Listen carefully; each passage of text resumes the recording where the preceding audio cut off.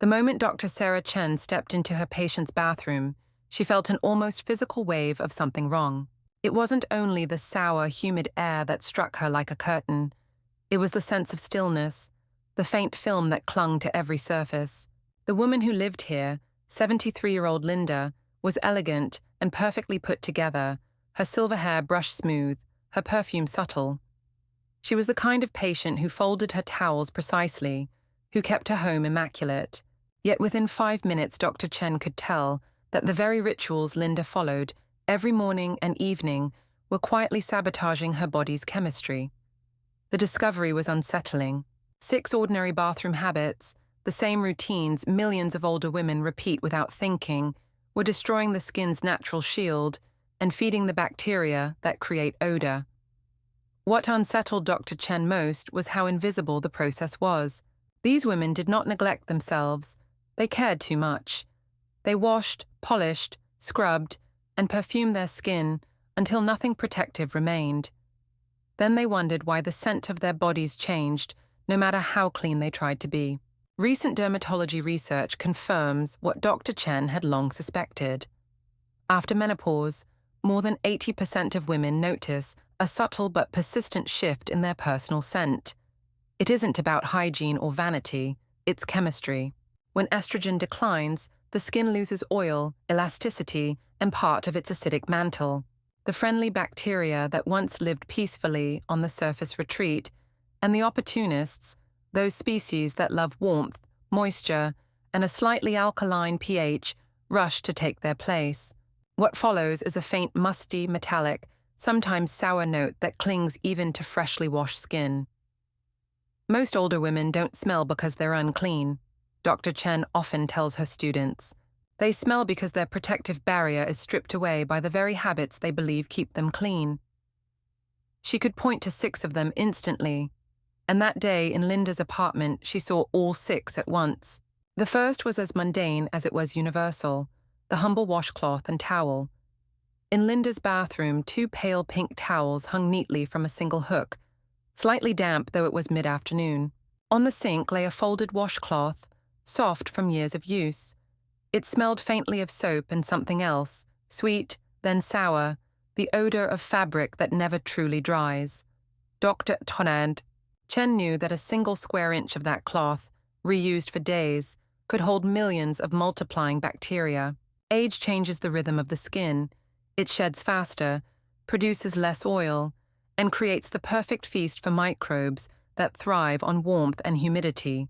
Every time Linda wiped her face with that cloth, she was pressing yesterday's colony back into her pores. By the 3rd day, the population would double every 20 minutes, forming what microbiologists call a multiplication chamber. No wonder the light floral perfume Linda favored turned muddy by evening. Dr. Chen explained it gently. It wasn't age itself that caused the odor, it was biology. As the skin's pH drifts upward, certain species, Corynebacterium, Staphylococcus epidermidis, find paradise. They release volatile compounds that smell faintly of sour milk and old fabric. When people call it the scent of aging, they're really describing the scent of bacterial overgrowth. The fix was mercifully simple. A fresh washcloth every day, hot water washing above 140 degrees Fahrenheit with a splash of vinegar, and towels dried completely between uses. Hanging them open on a bar, not crumpled on a hook, could change everything. True dryness is lethal to bacteria. Linda listened, half embarrassed, half relieved. She had never imagined that something so trivial could matter so much. Dr. Chen smiled. "It's not trivial," she said. "It's chemistry, and the same chemistry applies to the next habit." That next habit was even more ironic. The women who suffered most were often the ones who loved fragrance, the lavender soaps, the powdery deodorants, the ocean breeze body wash promising all-day freshness. They lined the shelves of every pharmacy like an army of lilac-colored soldiers, each claiming to banish odor forever. Yet research from Stanford showed the opposite. The more perfumed the routine, the stronger the eventual smell. Fragrance doesn't remove odor, it feeds it. The skin hosts roughly 1,000 bacterial species. each playing its role in the invisible ecosystem that keeps us balanced. When we bombard that ecosystem with synthetic musk and antiseptic detergents, we wipe out the peacekeepers and leave the rebels in charge. They're the ones that produce the sharp, cheesy compounds that no perfume can mask. For postmenopausal women, this double assault is devastating. Hormonal change has already thinned the epidermis and reduced its natural oil. Add daily baths with perfumed gel, and you have a battlefield. Dr. Robert Kim's research team called it microbial deforestation. Within days of switching to heavily scented products, they found a massive rise in odor-producing Brevibacterium, the same microbe responsible for the smell of certain cheeses. The skin begins to mimic a dairy cave rather than a rose garden. The tragedy is that the result drives women to use even more perfume, deepening the imbalance. Dr. Chen often compared it to gardening. If you flood your soil with pesticide, you don't just kill weeds, you kill the flowers too. The soil becomes barren, and the first thing that grows back is the toughest, smelliest weed. The only real solution is restoration, letting the good species return. When her patients switched to mild, fragrance-free cleansers designed for mature skin, most noticed an extraordinary change within 2 weeks. Their natural scent softened. It wasn't flowery or sugary, it was simply clean, alive, neutral. But not all problems were on the surface. Some started much deeper, quite literally in the hours a person spent on the toilet. That topic was harder to discuss, yet it turned out to be one of the most important. Constipation is rarely discussed in polite company, but Dr. Chen had learned that ignoring it was one of the costliest mistakes in women's health. She remembered a particular patient who confessed, almost apologetically, that she often sat on the toilet for 20 minutes each morning, scrolling through her phone, waiting for nature to cooperate. What the woman did not realize was that this quiet ritual was silently rewriting the biology of her lower body. The Cleveland Clinic's pelvic floor specialists had demonstrated how prolonged sitting on the toilet creates pressure where older bodies can least afford it. When you sit and strain, blood pools in the hemorrhoidal veins. The tissue of the perineum stretches like soft rubber, and microscopic tears open in the thin, aging skin around the anus and vaginal entrance. Those tiny wounds become gateways for bacteria, E. coli, Enterococcus, and their ammonia-producing cousins. Once inside, they linger, forming hidden colonies that even soap cannot reach. Add the warmth and humidity of a bathroom, and you have the perfect incubator for odor. Dr. Chen's advice was practical. 5 minutes only. If nothing happens, stand up, walk, drink water, and try again later. Constipation, she reminded patients, isn't solved by patience.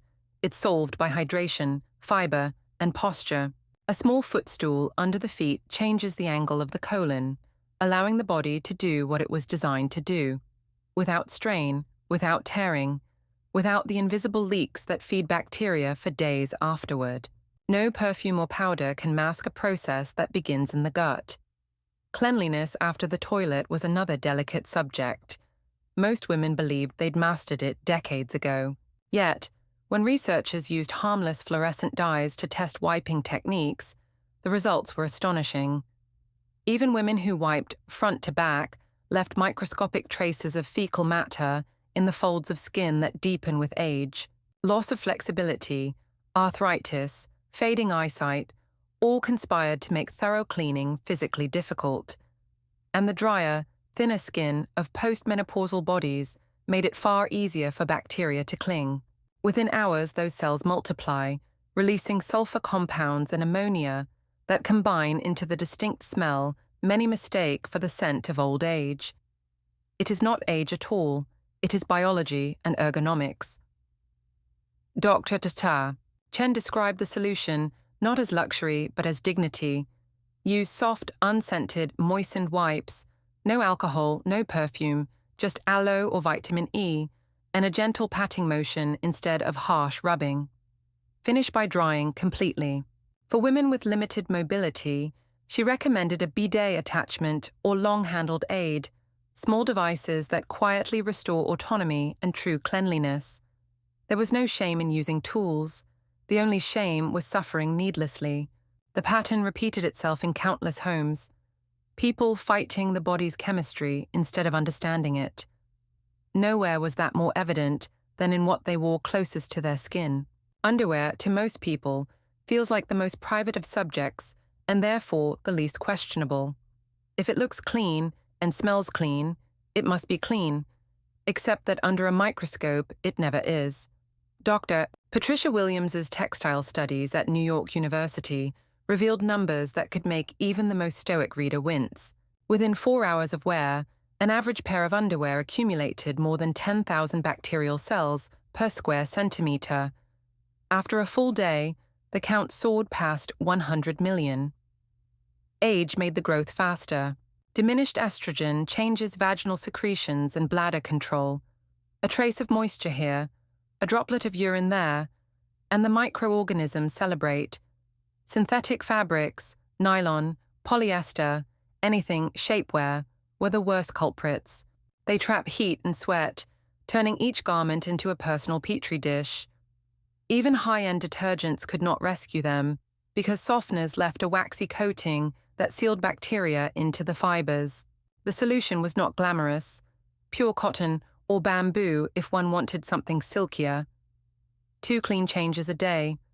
Hot water washing with enzyme detergent, baking soda for neutralizing odor, and white vinegar in the rinse. No fabric softener, ever. And at night, if possible, nothing at all.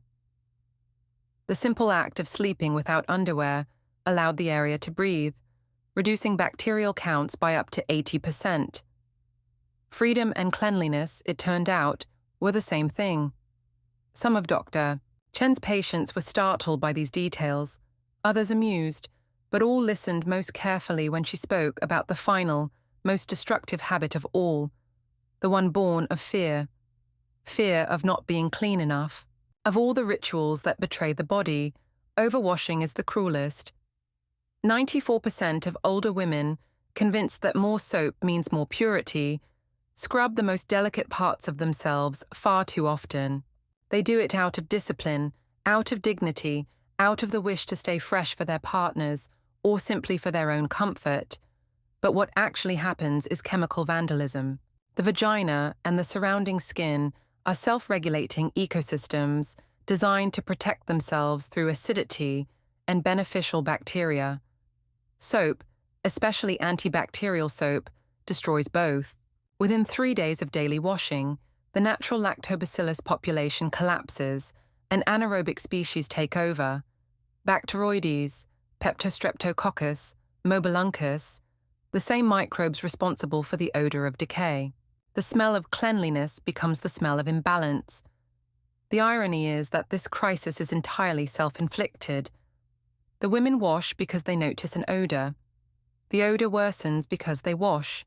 Trapped in that loop, they try stronger soaps, scented wipes, vaginal douches.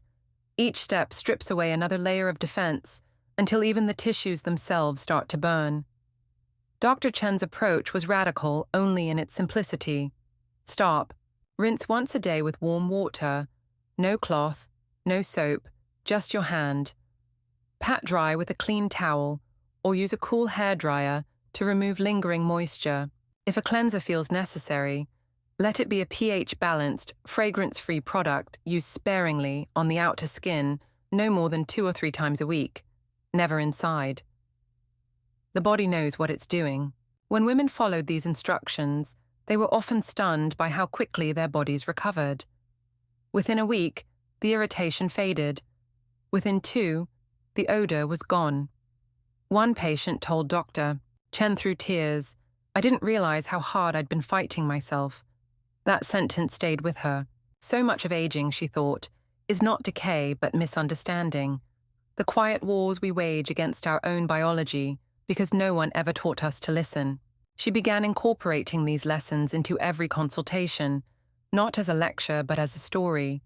6 habits, 6 corrections, 1 body rediscovered. At conferences, she presented the data, At community centers, she spoke more simply, demonstrating how a towel should hang or how to let the body's microbiome breathe. Audiences were often incredulous at first, then relieved. Relief was the universal emotion, the feeling of permission to be human again. And always she reminded them, the smell they feared was not inevitable. It was reversible. Cleanliness was not measured in bubbles, but in balance. Dr. Chen liked to say that every bathroom tells a story. You can walk in, see the arrangement of bottles, the state of the towels, the scent in the air, and know exactly how a person treats their own body. Some rooms smell like bleach and lilies, evidence of scrubbing and worry. Others smell faintly damp, the trace of forgotten laundry, proof of fatigue. Very few smell like nothing at all, that quiet neutrality of balance. That, to her, was the smell of health. When she returned to Linda's apartment a month later, the change was immediate. The air felt lighter, the faint sour note gone. Linda greeted her with the shy pride of someone who has kept a promise. She showed her the neatly folded stack of white washcloths, one for each day of the week, and the simple unscented cleanser she now used. The lavender soaps and floral sprays were gone. On the counter stood a small timer for her morning bathroom visits, and a wooden footstool tucked beside the toilet. She laughed when Dr. Chen noticed. 5 minutes, she said. Sometimes I have to come back later, but it works. It did. Linda's skin looked calmer, less blotchy. She no longer complained about the constant dryness that had once driven her to over-moisturize and over-wash. Most of all, she said, she felt comfortable in her own scent again. I don't smell like roses, she admitted, but I smell like me. And that's enough. For Dr. Chen, that was the entire point. Aging was not a failure of cleanliness. It was a shift in chemistry. Once you understood that, you could work with your body instead of against it. Her patients didn't need miracle creams or expensive procedures.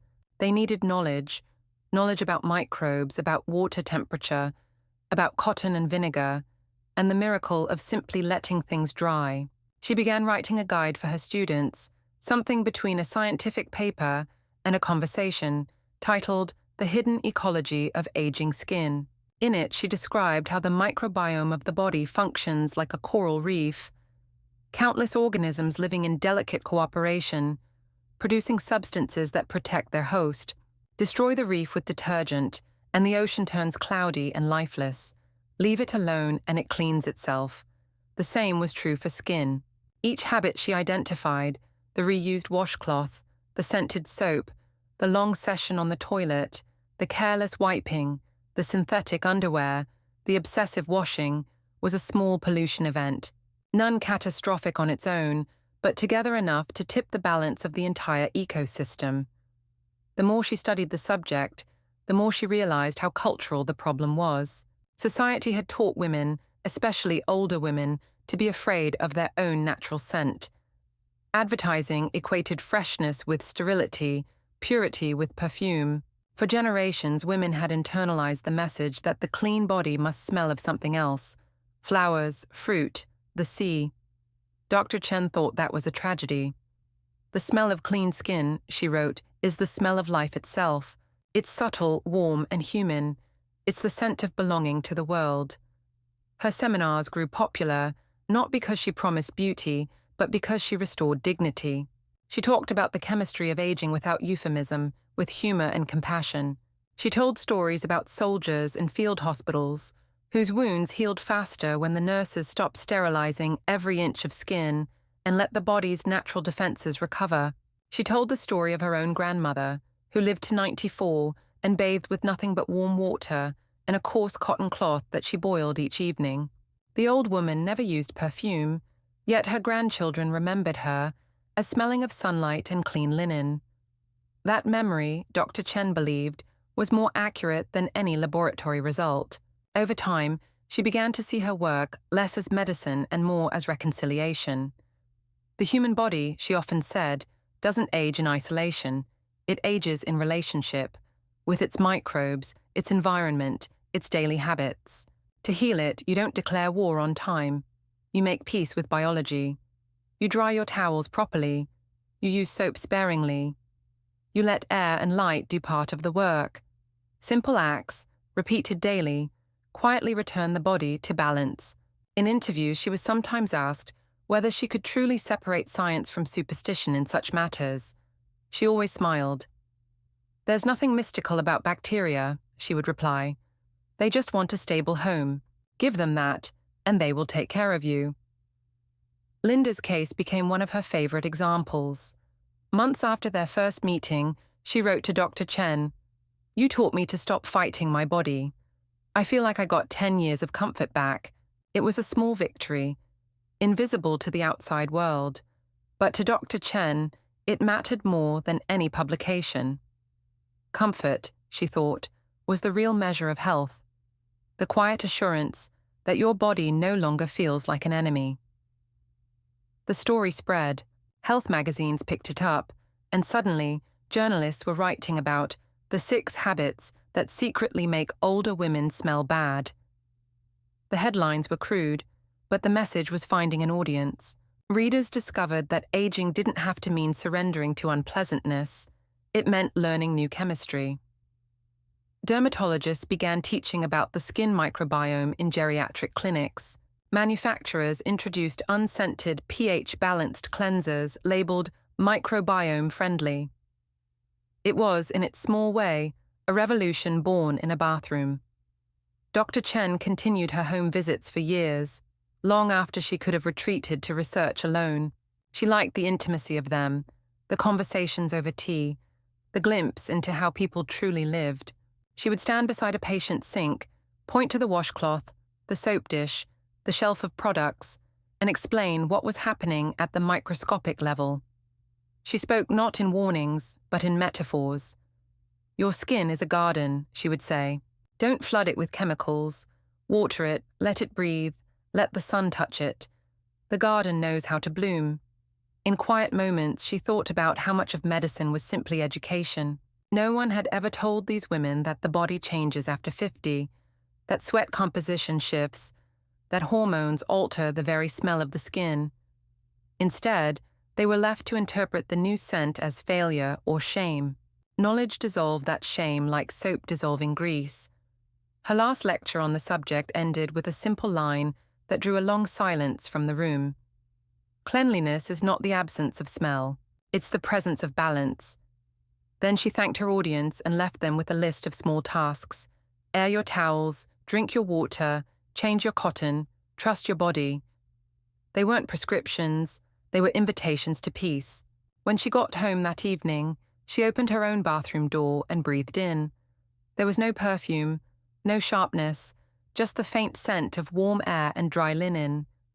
For a moment she stood there, smiling. It was the smell of nothing, which was to say, the smell of everything working as it should.